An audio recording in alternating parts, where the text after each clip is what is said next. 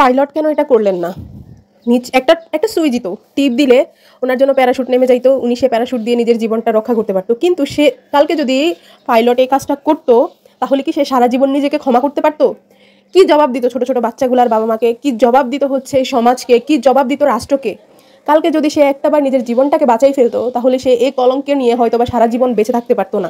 কোনো দোষ ছিল না পাইলটের, সে অনেক চেষ্টা করছিল স্কুলটাকে বাঁচানোর জন্য। সে দেখতেছিল এখানে স্কুল, ছোট ছোট বাচ্চারা আছে, এখানে ক্লাস হচ্ছে।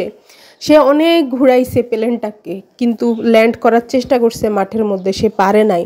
অবশেষে সে না পেরে হাল ছেড়ে দিয়ে বিমা সে নিজের জীবনটাও শেষ করলো, সাথে সাথে বাচ্চাগুলোর সাথেও চলে গেল।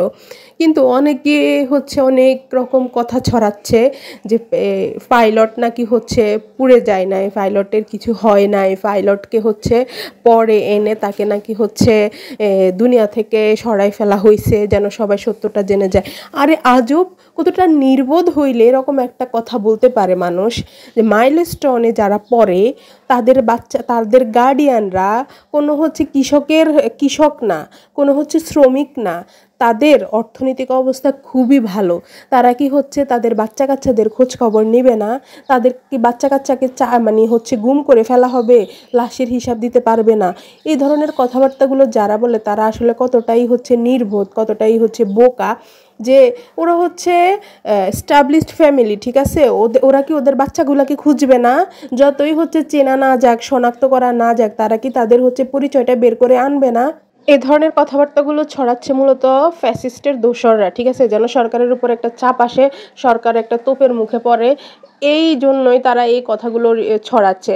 যারা মাইলস্টোনে পড়ালেখা করে তাদের বাবা মারা হচ্ছে কৃষকের ছেলে, কৃষক না যে হচ্ছে গরিব না যে তাদেরকে যাতা দিয়ে বুঝাই দিতে পারবে, ঠিক আছে, তারা কি তাদের সন্তানের হিসাব চাইবে না?